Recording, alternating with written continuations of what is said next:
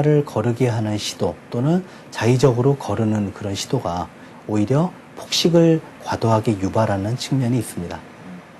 그리고 실제로 그 절식에 뒤이은 과도한 폭식이 또 뒤이어서 과식을 유발하는 식욕을 또 자극을 하게 되는 그런 악순환을 밟게 됩니다.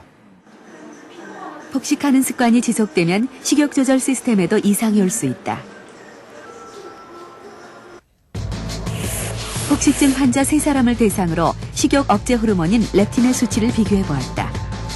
식욕 억제가 안 되는 사람들은 렙틴 수치가 낮을 것이라고 생각하기 쉽지만 결과는 그 반대였다. 렙틴 수치가 일반인보다 최대 8배까지 높게 나왔다. Most obese patients have high levels of leptin, higher than normal levels of the hormone.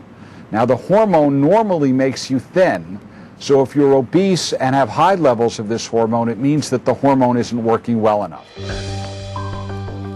식욕을 억제해 과식이나 폭식을 예방하는 렙틴. 지방세포에서 분비된 렙틴의 신호를 받고도 포만 중추가 반응하지 않는 현상을 렙틴 저항성이라고 한다. 그 결과 뇌는 그만 먹으라는 명령을 내리지 못하고 폭식이나 과식을 하게 돼 비만에 이르는 것이다. 이 렙틴이라는 호르몬이 제대로 작동이 안 될 경우에 그것을 우리가 렙틴 저항성이라고 얘기를 합니다.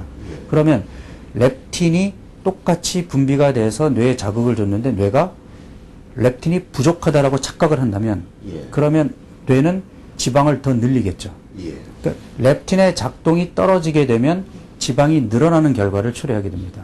근데 지방이 늘어나서 렙틴 분비량이 늘어나더라도 정상적으로 렙틴이 많아졌어, 렙틴이 충분해라는 신호를 받는 것이 아니라 렙틴의 기능 자체가 떨어지고 렙틴이 작용하는 수용체의 능력이 떨어져가지고 뇌는 계속해서 렙틴이 부족해라는 신호를 받는다면 어떻게 될까요? 지방은 계속 늘어나겠죠. 이것이 비만의 원인입니다.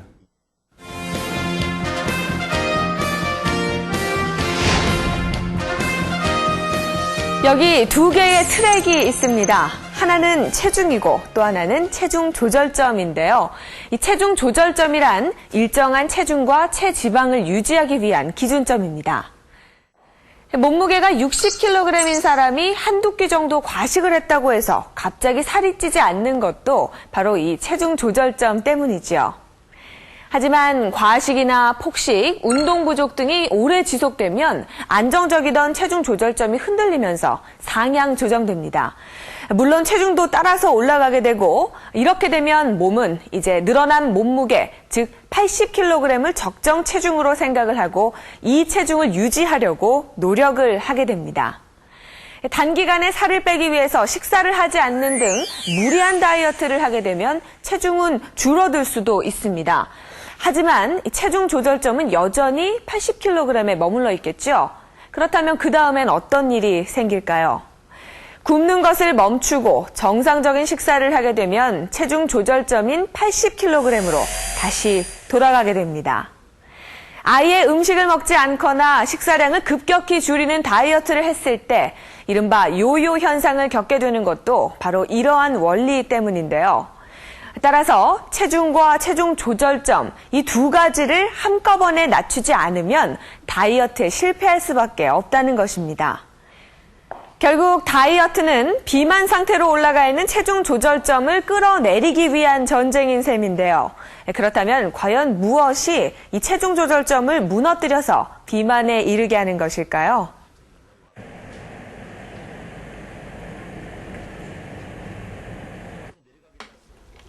지난 2004년 생로병사의 비밀에 출연했던 문현우 씨. 식습관의 변화가 우리 몸에 미치는 영향을 단적으로 보여준 경우였다. 5년 동안 외국 생활을 하면서 패스트푸드를 즐겨 먹었던 그는 체중이 30kg이나 늘어난 상태였다. 그 후 패스트푸드를 먹지 않고 운동을 병행하면서 27kg을 감량하는 데 성공한 현우 씨는 6년이 지난 지금까지도 165cm에 63kg의 균형 잡힌 몸을 유지하고 있다. 다이어트를 막 시도하고 실패하고 시도하고 그냥 23년 넘게 서클에서 반복했잖아요. 근데 이제 그걸 이제 포기하고 이제 좀 더 바른 생활로 나아가자는 취지에서 계속 이렇게 바른 생활을 하다 보니까 그러니까 처음부터 그 살을 빼야지라고 생각한 게 아니기 때문에 이 사이클이 굉장히 길었어요. 그러니까 제가 봤을 때 한 1년이 넘었던 것 같아요. 기간 자체는. 그러니까 1년 정도 걸린 것 같습니다. 체중이 내려갈까지. 그래서 체중이 그때 맥시멈 나갔을 때 한 95kg까지 나갔었는데 지금은 한 63kg 정도 되니까. 1980년대 비만과의 전쟁을 시작한 미국은 과다한 지방 섭취가 비만의 원인이라고 판단했다. 하지만 2000년대 들어 패스트푸드와 청량음료에 다량 함유된 액상과당과 설탕 등 정제 탄수화물이 비만의 주범이라는 사실이 새롭게 밝혀졌다. 그 근거가 된 것은 지방 섭취가 줄고 탄수화물 섭취가 늘어나자 비만 인구가 오히려 2배나 증가했다는 조사 결과였다. 탄수화물의 과다한 섭취가 비만을 일으킨다는 사실은 동물 실험에서도 증명됐다.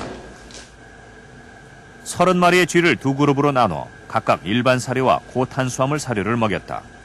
20일 후 고탄수화물 사료를 먹은 오른쪽의 쥐가 몸집이 더 큰 것을 볼 수 있었다. 실제로 고탄수화물 사료를 먹은 쥐들은 일반 쥐들보다 몸무게가 평균 15% 정도 증가했다. 쥐의 내장 지방에도 큰 차이가 있었다. 고탄수화물 사료를 먹은 쥐의 경우 지방이 장기를 거의 덮을 정도로 많이 생성돼 있었고 지방간 증세까지 나타났다. 탄수화물 중에서도 비만에 직접적인 영향을 미치는 것은 액상과당처럼 가공된 정제 탄수화물이다.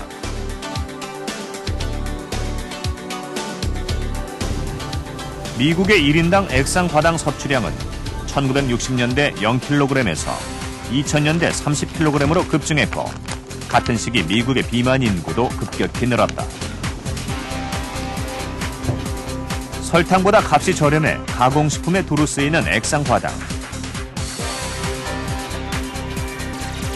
고과당 옥수수 시럽인 액상과당은 당도가 설탕보다 높아 비만을 일으키기 쉬울 뿐 아니라 식욕을 조절하는 호르몬을 교란시켜 또 다른 비만의 원인을 제공하는 것으로 알려져 있다. 이 액상과당은 그 MPY라는 식욕 조절 호르몬의 분비에 영향을 미치지 못한다고 합니다.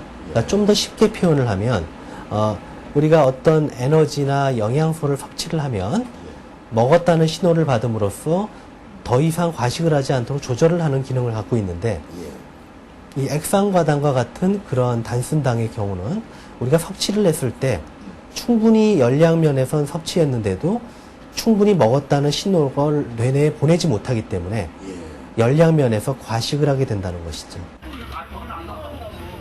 그렇다면 지방의 경우에는 어떨까? 고깃집을 운영하는 이연웅 씨는 밥보다 고기를 먹는 것이 살이 덜 찐다고 믿고 있다. 밥 먹는 것보다 고기 먹는 게 나니까요. 밥 많이 먹으면 살 찌잖아요. 고기 한 번 먹는 선생님 거 빼서 먹는 게 더 낫잖아요. 하지만 육류에도 적지 않은 지방이 포함되어 있고 기름으로 조리할 경우 지방 섭취량은 크게 늘어난다.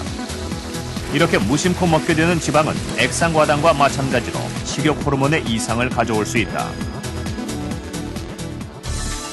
미국의 비만 학회지에 실린 논문에 따르면 과다한 지방 섭취는 식욕 억제 호르몬인 렙틴의 기능을 둔화시켜 더 많은 음식을 먹게 만들고 비만을 일으키는 것으로 나타났다. 그리고 최종적으로는 렙틴이 제 기능을 하지 못하는 렙틴 저항성이 생기는 것으로 밝혀졌다.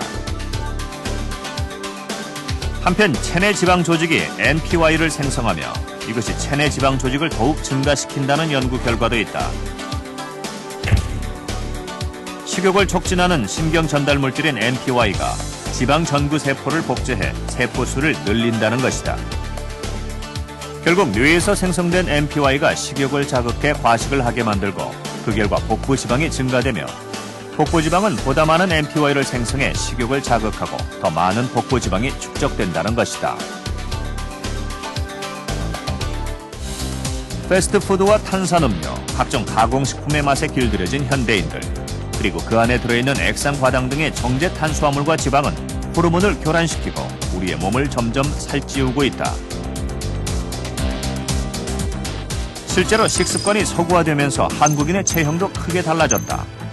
30년 전에 비해 남자는 13kg, 여자는 7kg이나 평균 체중이 늘었다. 그렇다면 식습관을 바꿀 경우 우리